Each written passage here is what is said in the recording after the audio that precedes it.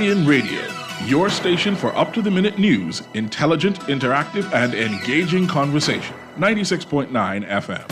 The views and opinions of the hosts and guests are their own and do not necessarily reflect the position of the management and staff of Guardian Network.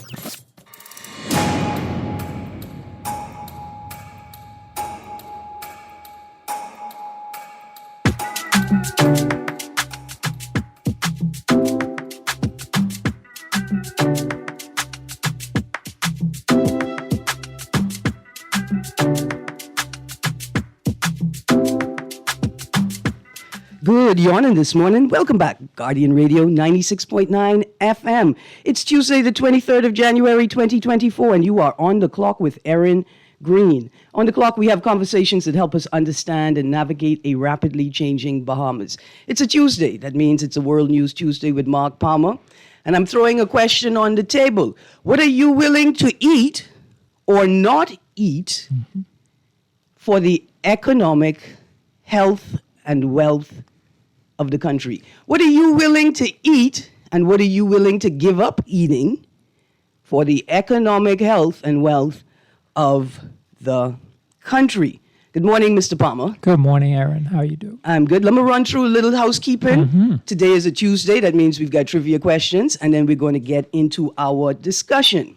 The Sand Dollar merchant list is growing. If you're looking for more places to spend the digital Bahamian dollar, visit sanddollar.bs/merchant list to view a list of verified merchants in New Providence, Grand Bahama, and the Family Islands. If you're a business owner and you'd like to join the Sand Dollar merchant list, contact 302-9880 or sdau@centralbankbahamas.com. Another quick note. Remember, the Hannah Hasty Times Family Association General Meeting is this Thursday, the 25th of January at St. John's at 6 p.m. We'd love to see you there. Don't tell me that's been 1 year since we did that. We did that last year, right? The family reunion? That's 1 whole year gone. No, we didn't do it last year. Oh. So I tell you, I can invite you to the cookout, Mark. You don't watch nothing, you come in. You're my cousin now. You're an honorary HHT. You will be there. But we're planning the family reunion. We want everybody to come out so we could see who we have an opportunity to highlight at this year's family reunion. Well, let's get going. I'm excited about today's trivia. We're giving away sand dollars again. Every week, 6 listeners can win 30 digital Bahamian dollars if they get the correct answer and have a digital wallet. When you call in, give the producer your name and cell number and wallet provider.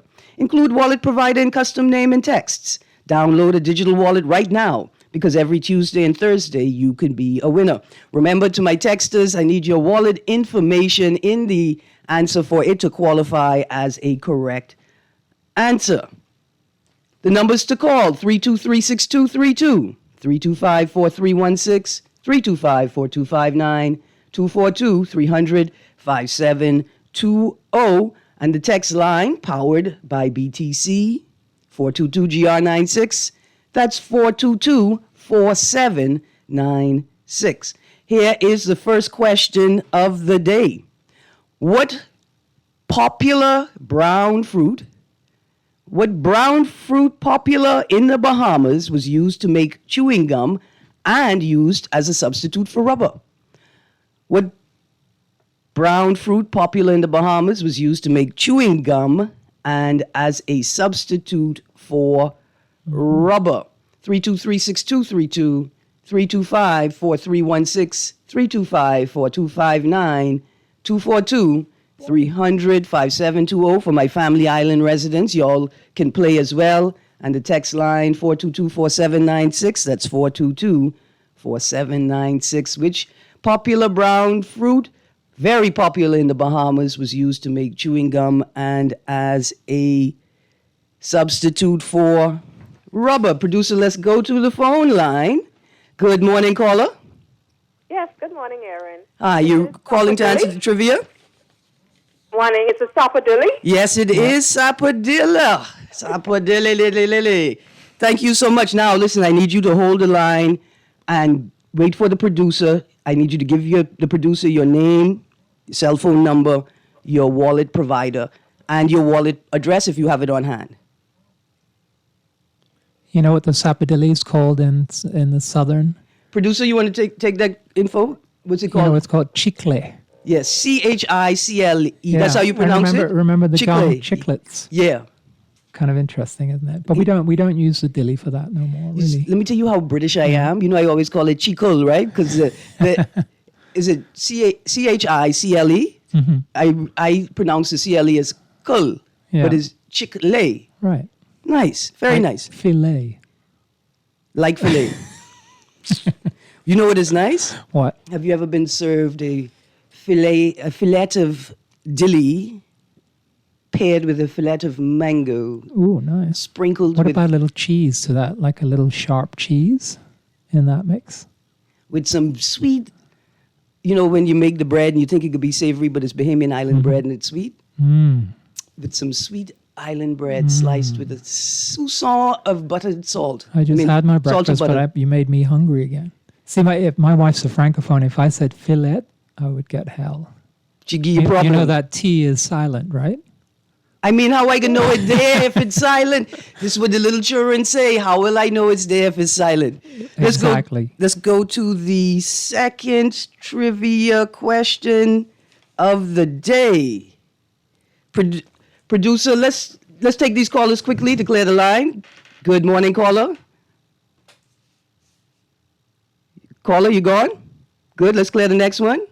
Good morning, caller. Well, I was going to answer the question. I said sapodilli, but it didn't be answered. That's okay. I'm getting ready to ask another question right now. So hang up the phone and then call right back. Yes, ma'am. Okay. Here we go. Second question of the day. 323-6232, 325-4316, 325-4259, 242-300-5720. That's for Family Island residents. It's toll free. Call in. I got a text here. I can tell you what I already stopped eating. Chicken. This after I purchased chicken from the food store. Listen, we can talk about that. We can talk about that. Thank you, Texter. Okay, second question.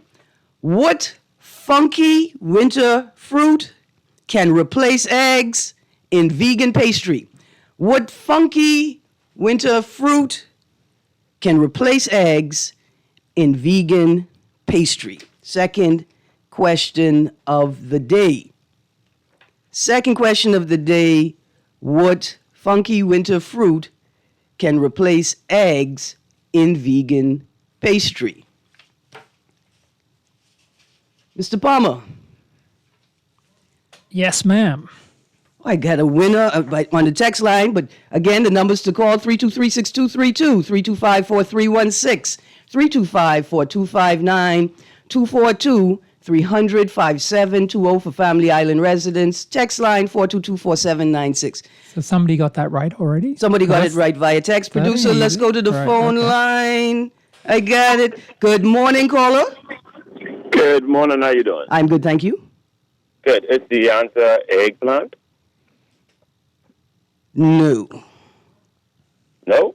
No. Thank you.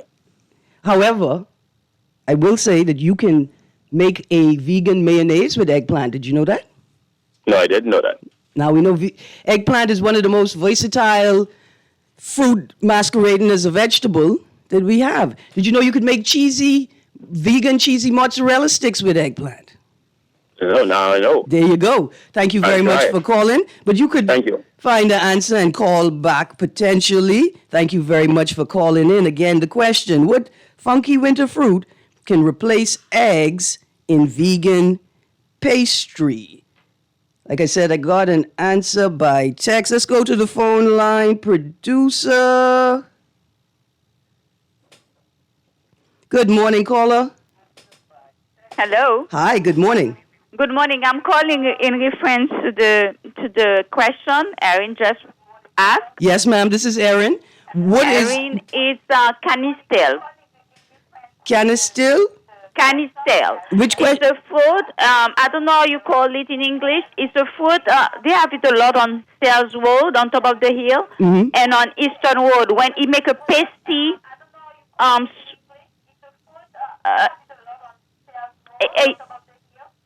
Turn your radio down. pasty red substance. It's canistel. Canistel. Canistel. Okay. Do you have a sand dollar wallet? I'm sorry? Do you have a sand dollar wallet? No, I don't. Okay. So I'm going to go look that up. Canistel. That is not the answer that I had, but I want to thank you for adding another fruit to my Canistel fruit. Yes. Okay. And you call it something mammy here. Okay. So that was you answering the first question, right? So Canistel is in the family, in the sapodilla family, and Mammy sapota is It's also a in the small one. Yeah. And y'all call it Canistel in Latin America? Yes. So you call it Canistel. Puteria campesana. Okay. The exotic fruit. Yes. Yeah. Thank and you. by the way, say hi to my husband. I will do.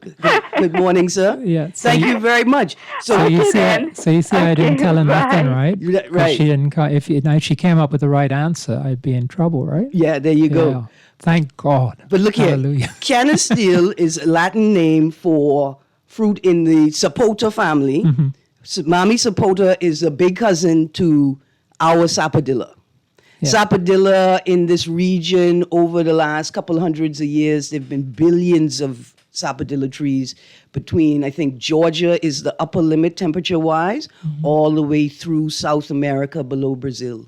Boy, I love dilly, but my wife doesn't. No? So, but we have one dilly tree. We're just waiting for the first harvest. Right. Yeah. I don't want you all to call me a racist.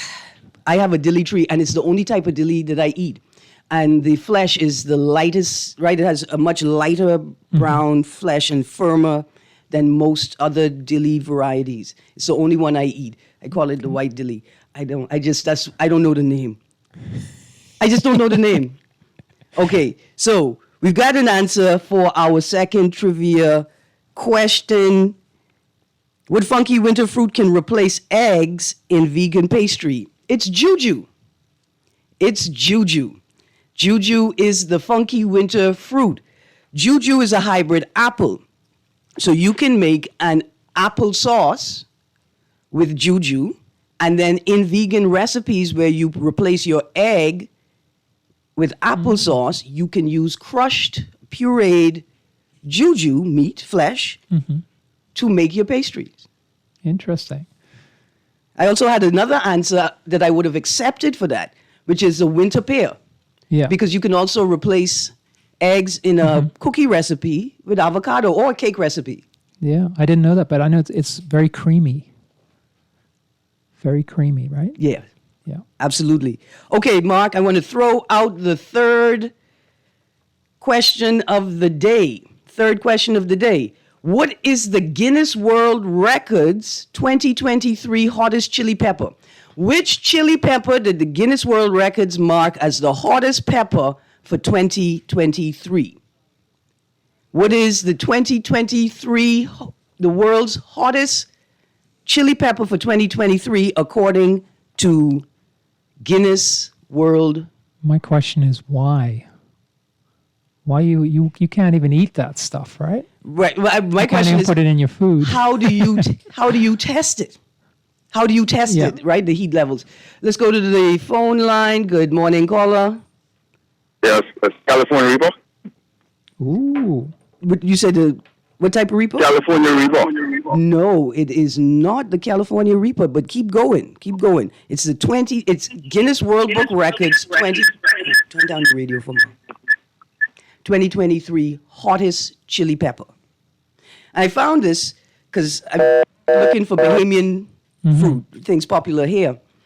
And what I found about the Bahamian goat pepper, distinct from the Jamaican Scotch bonnet pepper, distinct from the habanero pepper, is that our pepper is delightful for pepper heads, people who love and rate peppers, because it is hot. It's hotter than the habanero, but it has a citrusy back, a fruity and citrus are the two notes recorded in our Bahamian goat pepper. Let's go to the phone line. Good morning, caller. Good morning. Is it the Carolina Reaper? No, it is not the Carolina Reaper, but I will give you a hint. Carolina Reaper is number 2 for 2023 in the heat level. Okay, I'll call back. Okay, absolutely. I got another caller. Good morning, caller. Caller, you was only, it flashed for 3 seconds. So, another caller. Let's go. Good morning, caller. Let's see, Pepper X. Yes, there you go. Got it. The answer is Pepper X. Guinness World Records marked the newest pepper on the market, Pepper X, as the hottest chili pepper in the world. It was produced by the same person who produced. Yeah, there you go, the Carolina Reaper. But Erin, I like pepper. I grow peppers. Okay. So I have California Reaper, the Reaper, Ghost Pepper. I have over 500 different pepper seeds sitting right there in my room. Yes. So I love pepper. Listen, I need you to give your number to the producer. Mm-hmm. All right. So we could talk. I can tell you why on air. Today is Sand Dollar Tuesday, right? Yeah. One of my competitors in the market is the GOAT. And they call themselves the GOAT because they make all goat pepper-based products. Yeah. And it's about time, Bahamas, we have a hot pepper festival. That's correct. It's time. That's correct. So please give your number to the producer so I could talk to you. And maybe I could even link you with vendors who are looking for peppers because we had a white fly infestation this year, last year, 2023. And we had... it impacted the pepper production tremendously. I know you know. And people are all over New Providence right now looking for pepper. Yes.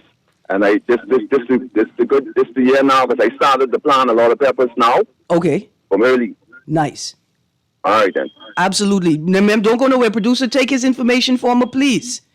And then we got to talk about all kinds of things. We got to talk about seed banks. We got to talk about how we're going to preserve these seeds, how we're going to maintain the integrity of the heirloom, right? Of the genetics of the peppers. And I like this question because people in the world, pepper experts, know the Bahamian goat pepper. It's an heirloom pepper, right? And we have an obligation to ourselves, to future Bahamians, and to the rest of the world to preserve that heirloom seed as much as possible, to cultivate, to document, right? To protect and store information and then figure out how to share it without it losing its value or without the people who did the hard work of collecting the information getting compensated in some way for it. Okay, I've got... Going back to goat pepper, it does pack quite a punch. Man, listen, it does. And, the reason I found out is when I was courting my wife, we had a little disagreement before lunch. Guess what she did? Went in that kitchen, rubbed that goat pepper all over my food, right? Mm-hmm. Honey, your food's ready. So you know what? I don't want to give any ladies out there any bad ideas, but you know what happened, right? Hot sweating, coughing, nearly died. So when I challenged her, she went, I don't know. Okay, but she tried so hard not to laugh, right? That's better because I would have let you cough up and then come in as the savior with the antidote, making you feel like that's bread, right? As an old bear woman. Heal you from this unexpected tragedy. She put it in the salad dressing because apparently I said something to her 10 years ago that she was unhappy about. I was on the floor, right? I think she had I nearly had a heart attack. That was so hot. Madam, you've trained him well. He's a wonderful man. Thank you very much. Let us not use pepper as a weapon. No. However, let us consider alternate uses of pepper. One of the things I use pepper for is I get Vaseline and I mix the pepper in the Vaseline. And when that's Ronnie Butler, right? No, that's Raccoon Butler. That's Raccoon Butler. Okay. I have this big dilly tree in my yard, and I didn't know that the raccoons owned the dilly tree. And the pear tree. To the point where I couldn't send people up in the tree to pick the dilly. So I had to take the pepper. Producer, let's go to that phone call. I had to put the pepper in the Vaseline and then rub the pepper on the parts of the tree and the parts of the porch and the railing that the raccoon would use to get into the tree as a deterrent. And it worked? Did it work? It did work for a little bit. Wow. Until the rain came. The rain washed the pepper away. The rain washed the pepper off the raccoon. Because what happened, the raccoon touches it, licks its fur, gets terribly upset, and then rolls out. But then the rain washed away the pepper from the tree, the pepper from the raccoon, and then the pepper from the raccoon's memory. And then the raccoon came back. Let's go to this first caller. Good morning, caller. Good morning, caller. Are you there? Okay, no, let's go to the next caller. Good morning, caller. Good morning, Miss Greene. How you doing, darling? I'm good, thank you. How you doing, sir? Right here, Sparky here. Yes, sir. I a little tired. I've been waking all morning. Boy, Miss Greene, if you want to see some apple juju, I don't know if global warming really affecting juju trees this year. But I got this big Filipino apple juju tree that I got from Maracana in 2006. I put in the front of my yard. Mm-hmm. And this year, not only they bigger, but as you sit right here now, jujus are dropping. Boop, boop, boop, boop. If you know much people that move from here with big bags with jujus, and jujus still coming. Look here, Sparky, would you... You me what kind of jam. I think I need to learn how to do something with the juju, but... Juju pancake and waffle syrup. Man, but anyway, yes, I just say thank... But before you cut me, I just want to say thank the Almighty God. He's doing something with...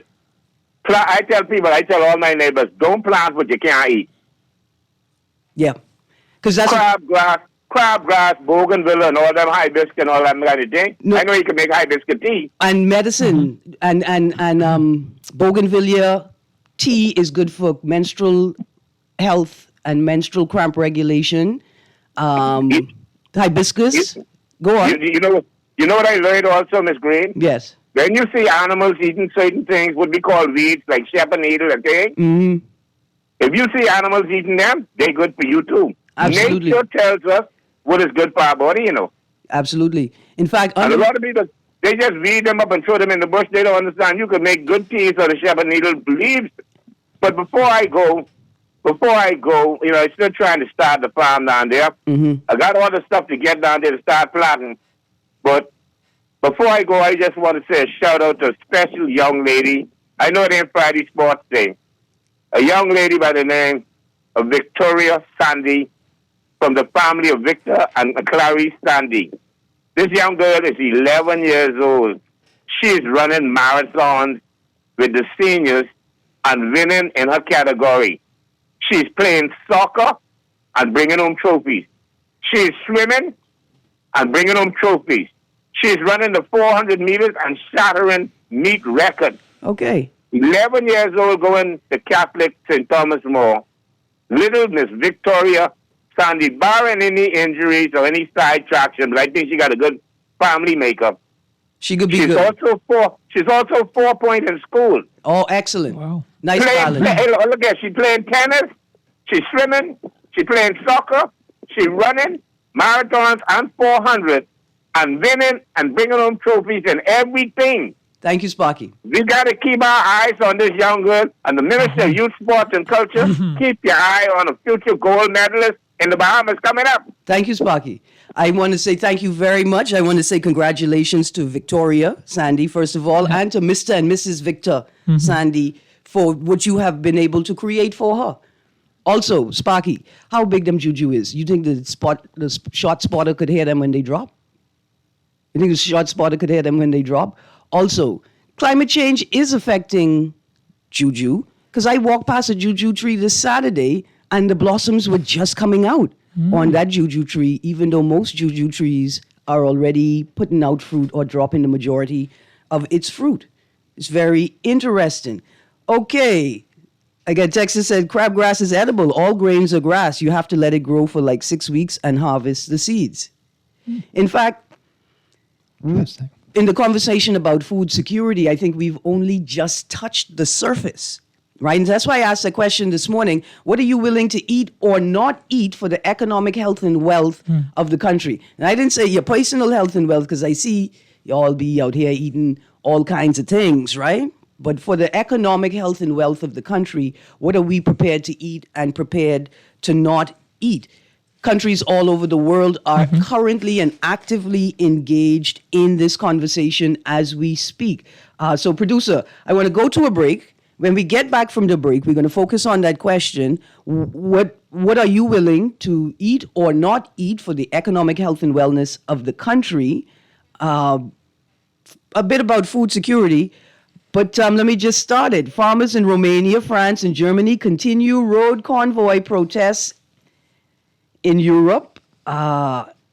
Another quick story. European farmers' unrest escalates. A panoramic view of protests across the continent. In an unprecedented wave of demonstrations, farmers across Europe have escalated their protests over the past week, signifying deep-seated discontent over agricultural policies and economic challenges. The protests stretching from France to Romania have now seen a significant surge in Germany, bringing major cities to a standstill. Across the pond, on our side of the Atlantic, anecdotal data, stories coming up through social media of farmers alleging that U.S. federal authorities are intentionally destroying crops, destroying food products, and there's a question of exactly why. I mean, it is happening. The question is why. For instance, in one story, it turned out that federal agents were requiring farmers to destroy raw milk product that they were selling in informal markets that did not meet the federal standard for commerce and economic trade. So let's go to a break, producer, and when we get back from the break, I'm going to tell Mr. Palmer what I found, and he's going to tell us what he found. Good morning, Bahamas. You're on the clock with Erin Greene and Mr. Mark Palmer on this World News Tuesday. Stay tuned to Guardian Radio 96.9 FM. We'll be right back. Always on the go? Missed the show? You can now listen to Guardian Radio talk shows anytime, anywhere on Spotify and YouTube by searching Guardian Radio 96.9 FM or by entering the name of your favorite show. You can also listen by logging on to GuardianTalkRadio.com and clicking on the podcast tab. Guardian Radio, continuing to provide you with fresh news and smart talk anywhere, anytime, all day.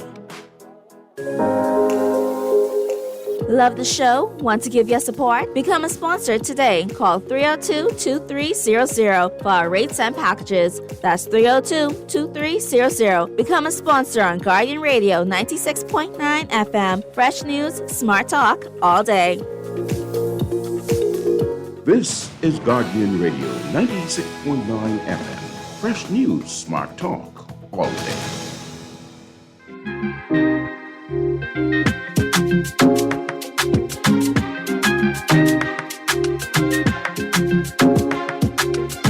Good morning and welcome back to On the Clock with Erin Greene and Mark Palmer on this World News Tuesday. Mr. Palmer, my belly is on the table this morning. I'm very concerned. I like to eat things from all over the world. I Bahamian, I fancy. And so these protests in Europe may potentially impact us here in the Bahamas. I mean, not just me and my under-budget belly, but it may impact a number of our niche, high-end tourism spaces that offer a world-class product to tourists, right? This may impact us greatly in the Bahamas. And so the two questions, what's going on and how does it impact what's going on? You know, how does it impact us in the Bahamas? And then a third question, what's going on in the Bahamas? And are we preparing ourselves for similar challenges if they arise? Well, what is interesting, when you look at the history of farming in Europe, the farmers have been mistreated because governments tend to put their money into urban policy and development, urban development, rather than into rural development. Right, and there's a well-known global urbanization policy implemented by governments, which are beneficial to their budgets because they're pulling people into centralized urban spaces to shrink the need for infrastructure layout. And also farmers are easy targets because, do you remember they were the Dutch protests, which started in 2019. Now, the thing is, we never in the mainstream media really hear much about this. Right. We hear about, in Iran, in the countries that we consider enemies, when the people rise up, we don't get enough. Remember Hong Kong? Mm-hmm. But if it's in Western Europe, Canada, mom. So there's a double standard there. So we don't really get to know much about it. But farmers are easy targets, right? Mm-hmm. Because when you look at what happened in Holland, it was to do with nitrogen emissions, affecting, the environmentally protected places. But then when you look at it, farmers, yes, but they had already reduced their nitrogen emissions by 60% from the 1990s. But guess who hadn't? The motor industry. So they don't target the motors, they don't target the energy industry because they're big donors, right? Mm-hmm. So the farmers, but what they did is they underestimated the anger of the farmers and the response. All right. So stick a pin just for a second. Mm-hmm. Focus on the farmers and not on other industries that are also making large sort of negative impacts on the environment. Tesla and frozen cars. Stick a pin. Let's go to this call because there's some balancing in the market. Mm-hmm. Good morning, caller. Good morning, Miss Greene. How are you? I'm good. Thank you, ma'am. How are you? Good. I was listening to your show, of course, as every morning. Thank you. But you were asking the question, what country has the hottest pepper? Well, one of the trivia questions was asking what was the hottest pepper of 2023, and then I was given a brief, like a little profile on the Bahamian goat pepper. But tell me, in your experience, which country has the hottest pepper? I didn't get a country. Okay. But she said ghost pepper or the Carolina Reaper. Yes, so the Carolina Reaper was number one until last year when Pepper X ousted it from the number one spot. Now, Pepper X was produced, like it's a hybrid pepper. It was produced by the same person who produced the Carolina Reaper. Yeah, my sister, she has a cadre of peppers. Okay. All kinds. Okay. And I just very quickly what's up and asked her. Yes. Mm-hmm. So she gave me these two, Carolina Reaper, and then, like you say, that was 2022's hottest pepper. Right. And then the second one was Ghost Pepper. Yes. Oh, Ghost is hot too. Did you know the Carolina Reaper averages at 1.64 million Scoville heat units? What? And the Pepper X, which is now number one, is at 2.69 million Scoville heat units. Let me write this down. I can what's up right now. Okay. That's a bioweapon. Yes. And that will be the Carolina Reaper. 1.64 million SHU. And Pepper X, 2.69 million SHU. Okay. Now I'm gonna send her this information. Absolutely. See, I'm thinking, can we develop a shark spray? See, I know we use pepper and other things to develop bear sprays and sprays to protect you from other large animals, but could we develop a spray in a pressurized canister to be used underwater at the surface of the water to deter sharks? Let's hope it works better than your raccoon. Mark, listen, let's pray that it works better. Okay, I'm gonna ask her. I'm not familiar with too much with that, but I just gather it because she lives in North Carolina. Okay, yeah. And I just came back for the new year. All right. She had a fight with the weather and her peppers. Yes. She had to bring them inside. You got to bring them inside. She did. Yes. And she had these very thick plastic covers that, she has as well. Absolutely. And that's the level of advancement that we need to consider for production and commercial production in the Bahamas. Right. Thank you very much, and, ma'am. She has lemon trees, and she would bring them into the garage, and she has the lighting because, they're getting ready to blossom. Yes. And because of the cold, she would have lost, quite a bit. Yes. So she brought them inside. Thank you very much, ma'am. Now Okay, listen, Miss Greene. don't tell everybody your name. You just call me when it's time to go visit her again. Okay. All right. Thank you very Thank much. you. Absolutely. Absolutely. So interesting. Going back to that discussion we had before, you see in Europe, farmers have been incentivized. There've been a lot of programs to incentivize, and some of the anger is because those incentives are being taken away. Yes. I think it's different to what's happening in our country, where we are trying to incentivize farming for that food security. Right. But so it's a different situation in Europe. Yeah. But the effect is still the same. It was a political miscalculation of treating a group of people with arrogance. Right. Let's go on. Tesla, frozen cars.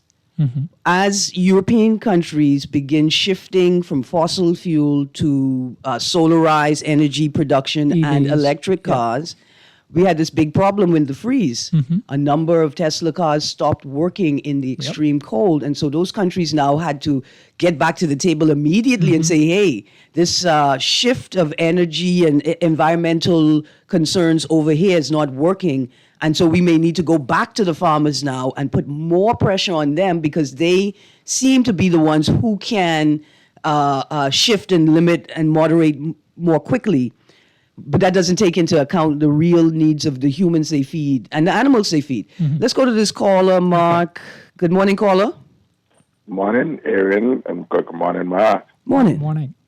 It was interesting with your pepper conversation just now. Yes, sir. So I guess the bird pepper don't rate nothing. Well, see, now we having a question here about the bird pepper, right? Mm-hmm. Because people will say a bird pepper is a small Thai finger pepper or a small chili pepper that's uncultivated. And it was what they call transposed. The seed was dropped by a bird. Because they're small, they pack a punch. Mm-hmm. And they're hard to grow, though. I've tried a couple times to grow them. So if anyone has any tips, that would be useful, right? But what we need to do is we need to cultivate it, right? Mm-hmm. And they're hard to get too. They're not that easy to find. Right, and to maintain the seeds and the strain, like the gentleman who called earlier in the show, he said he got hundreds and hundreds of seeds in his house. Go on. What we need to do is try to go proper across our native peppers with the habanero pepper or the gold pepper and see what we can come up with. But I called you to put you and Davis on Liberty Blast again. This must be the fourth year now or the third year. I've been trying to catch up with you and Davis. I spoke to Davis in the Christmas, Yeah. As I'm the Prime Minister's son with reference to my pepper garden. I tried to get started, and he promised me faithfully he was coming to check for me. Listen, but he ain't nothing happened yet, not here. I got to call him. We ain't putting him on blast because I bother him almost. He could think I was trying to date him. I bother him so much. So I had to give him an ease. But you see, that's what it. Hold on, and it was Junkanoo time. So I know you can't call that man a Junkanoo time. No, not that kind of time. He's a Junkanoo. He's committed and dedicated. I need to get my pepper garden. I will do the same thing with that lady doing in North Carolina. I want to just open up a variety of different pepper stuff in the back of my yard. You see? But look here, let's put the pressure on him. Mr. Phil Davis Jr., come on, call. His people want to talk. It ain't just me. It's going to be a group date. Tell him to see boy Stopper from the valley. Okay. Yes. We can put that pressure on him. Thank you. All right. Good morning, caller. Morning. We call the Mark again. I heard a gentleman saying it's hard for him to germinate the seeds. Well, no, he was saying what we need to be thinking about is developing our own strains of pepper, crossing our local varieties like the bird pepper and the gold pepper. But I talking about the guy on the talk show. He's saying it's hard to catch bird pepper or what pepper he's saying. Oh, right. He was saying that it's hard to find the seeds, and then sometimes it's hard to germinate them successfully. Yes, but I'm going to give him a little idea on anyhow. Okay. A lot of people don't know peroxide. You can use peroxide on your plants. Peroxide to make sure if you have roots, the roots are rotting in, your plants are dying, peroxide, you can use peroxide. Now you need to know the guide. You need to know the guide. So you can look up for peroxide feeding plants or peroxide chart for plants. But you have to follow the guide. Pardon me? But you have to follow a guide. Yeah, because you don't want to give it too much. See, you got to realize it's the rain. Why you think plants are when you see the plants die and when it rain, it comes back to life because times it reaches the earth surface, peroxide in rain. Okay. We have peroxide in rain. Look up and read up on it. Yeah. That's what go down in the plant. Okay. You understand? So you just adding you supplementing it, but it would get naturally if it was getting the right type of rain. I have a cousin, he used peroxide. That's how I get to end up using it. He grows pineapples. And one day I see him inside Lowe's Pharmacy buying a bunch of peroxide. And he would do some big pineapples them. Okay. That helps to strengthen the roots them up. You can spray the leaves and everything and all that. And trees, the leaves them with dying and have all that pests and everything on it. It helps to bring it back to life. Okay. So that's one tip. Okay. So that's the first thing you have to start. And the number two, you have to need to know the pH of the plants and the soil. Everyone wants the plant, but they don't know what the soil is about because it's alkaline or acidic. Yeah. So you have to study that too. Absolutely, and that's one of the parts. Yeah. One of the parts that most people don't get. They think it's them. That's correct. You have to still got to know your soil. Absolutely. Thank you very, very much. All right. I'm going to give you a call after the show. All right. Yes, like I said, people are interested because we had a whitefly infestation this year, and a lot of people. Well, the other issue, I don't know if you're familiar with, but for local tomato growers, there is a mosaic virus, which seems to attack our tomato crops. I know quite a few growers have lost 1 or 2 seasons of specific tomatoes. Okay. And so what we really need is a lab here in the Bahamas, right? A lab that can analyze the produce for viruses, funguses, and give us a determination, because at the moment we have to send it out to the U.S. And that's going to take like a week to get there because you have to put it on to DHL, you have to deal with USDA, you then have to get another professor. And then you have to get in line in their schedule. So, if you lose a crop of tomatoes, it's a lot of money. Seeds are expensive. So these are things. I know we're probably going to talk about the Ministry of Agriculture initiative, which is great. I'm glad to hear that they're coming out with policy for food sustainability that involves these packing houses and various other things. All sounds good, right? Mm-hmm. It's a little late, right? 4 years after Dorian. But thankfully they're thinking about it. Now, my big issue is all these policies, they never have a theory of change, right? Right. So we could talk about that maybe in another show. But if you don't have a theory of change, you can't really determine whether it's successful or not. Right. And an example of theory of change is Erin Greene telling you, stop eating the fried food, stop eating the... And everybody say, well, okay, Miss Greene, what do I eat? Like if I only produce this type of meat, how do I cook it? You have to tell people what you're asking them to change to.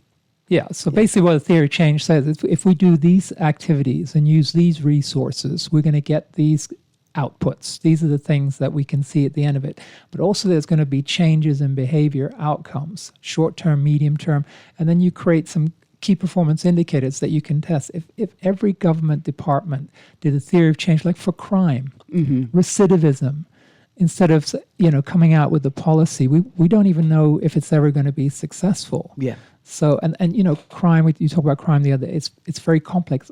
Food security is complex. Yeah. It involves distribution. It involves growing incentives for all those things. And it involves projections and speculations. And you have to have theory. If we do this, if we set up one packing house in Eleuthera, it will lead to 30% increase in these particular crops because we'll be bringing them to market. We'll have another X amount of farms that will be making money. But if you don't set these kind of targets, you create these buildings, but you don't really know whether it's going to work or not. Right. And you don't... And we love to build, right? We love to build here in the Bahamas. Right. And you don't create a protocol upon which you can be assessed later. And exactly, yeah. Let's go to this caller. Good morning, caller. Yeah, Miss Greene calling back. We're talking about plants. You remember the lime or lemon limes? We used to have an abundance in the Bahamas. You remember one time ago we used to call something big sour or sour orange? Yeah. When you go out to get your conch out in Erin, there's the clean it with the big sour, got plenty seeds. Look just like an orange. Yes, we know big sour. And then we call it big sour. You notice you can't find one of them trees around town no more? Yeah, I can tell you why, Sparky, because we continue to let landscapers and contractors send bulldozers onto properties and just knock things down. Nobody should be allowed to operate a bulldozer unless they have a certification from BAIC in tree identification and been certified, having shown that they are fully cognizant of which trees are on the protected trees list. I mean, this is a matter, hold on, Sparky, this is a matter of national security. It's the most ridiculous thing to watch people with no common sense sending other people with no sense of what it is they're doing onto properties, and they just bulldozing, they're cutting and trimming protected trees without following the procedures set out in law. Okay, Sparky, sorry. No, and the last thing I wanted to say, I've invested money going to like Rocky Farms. They have like the green, those green limes we buy in the store, tree for $2, tree lime for $2 in most of the stores now that we import. Yeah, I've gone to Rocky Farm and spent some time $100 or more to buy a beautiful tree up there, and it has young ones on it. And I bring it home. And once those young ones are off, the tree just sits there. It doesn't grow, it doesn't root, and it just dies. Because listen, when you buy trees from nurseries, you have to ask them, what are you feeding the tree? And what have you fed the tree to maintain it like this? So that you can, and this is before you buy the tree and transplant it, so you could prepare the soil at home so it's not a shock once you get it into the new location. It's very. And before you go, another thing I noticed around here. Like I'm trying to learn farming and get into farming. I noticed the farmers that are successful on their farms, it's hard to get secrets from them what they do. They don't like to share the information as to what make them successful. They keep it to themselves. When all of us could benefit if we all know what to do. We have to find. Thank you, Sparky. It's an important point, right? What knowledge is communal knowledge, and what knowledge is for that particular, for that the value to be derived for that person alone. Last caller. Good morning, caller. Hey, Erin Greene. I called back for Sparky. Tell Sparky, boy, yeah, them big sour tree hard to find, but if you want one of them, you better come around with me on the 40s. I got one with his big sour. Now look here. Are you a grafting expert? Yeah. I ain't no grafting expert. My neighbor get it. But up here, we had a lot of plants. Yeah. That, like Aki, we had Aki tree. We got big sour tree. And all them other trees with Rodney. We got diamond trees. Them kind of things what here on the 40s. I can tell you way back in the day. And one of them big sour tree right here. So if he want one of them, I can see if he could get one and keep it. And then he could get the seeds out of it and dry. We plant it. All right. Or what we may need to do is to graft it. Right, to graft it onto a younger, sturdier stalk. That he could probably do that. Yeah, I know nothing but them grafting and thing, but he could get a piece of the branch or of a fruit, and we could replant it. Yes, that ain't no problem because they really ain't around. I understand. Oh yeah, they're disappearing. And thank you very much. And on that note, in terms of maintaining, preserving our history, our culture, preserving history, preserving our food culture, we need to collectively, seriously, at a national level, invest in contained cultivation for citrus plants. I agree, because they're hard. When I bought my property, the previous owner, he seemed to have been an expert in grafting. So I've got mangoes with like 2 or 3 different mangoes grafted on, and he left me 3 sours. But they're, because they're already there and they're probably 20 years old, they're established. But citrus is hard. I know when property near Monastery Park, you would be surprised. It had a citrus orchard on it. And I wonder if some of those trees are still available for salvage. Anyway, we are all out of time. Let's go to this last caller. Good morning, caller. Oh, you knew before I knew. We're all out of time. I want to apologize for having such a hot show this morning, talking about hot peppers. Good morning, caller. Turn down your radio. You got 30 seconds. Hey, Erin. Hey, cousin. Again. How you do? Listen, I go to Island. We had about 4 or 5 grapefruit trees, 2 pink grapefruit and 2 yellow. Oh. We had a whole stack of lemon trees and lime trees and apple trees and scarlet plum trees, and I don't see those things. But where I live, I have one of the big sour tree in my yard. I know starting one piece of that. I don't know how to do it either. No, we can get a professional grafter, a professional mosser, a professional air layerer to come and do that. Yeah, because I don't know how to cut it. Okay, thank you, cousin. Yeah. Okay. I gonna call you. Yes, ma'am. We're gonna go find that yard. Anyway, thank you. Thank you so much, callers, texters, to my trivia winners. I will contact you after the show to confirm information to send your prizes to you. Last text, wait, someone get Crown Land to start a farm and now complaining that other farmers don't want to help him grow plants. What type of plan did you have to submit to get Crown Land? That ain't what he talking about. He talking about the secrets. Mm-hmm. And the farmers know about the secrets. Sparky trying to unsecret from them. Well, you see, hopefully Clay will help us get some of those secrets, right? The Minister Sweeting will convince farmers that it's a national importance to contribute and entrench some information in the national treasury of culture. Anyway, thank you so much, Mr. Palmer. It's been a great morning. We got to get back to the story. We didn't even delve into it because France, all kind of protests, and now the farmers say, oh, you thought we stopped protesting. We stopped protesting. You've been on the clock with Erin Greene and Mark Palmer. Guardian Radio AM with C.A. Newry is up next. You guys stay tuned. It's going to be another exciting show. Have a great day.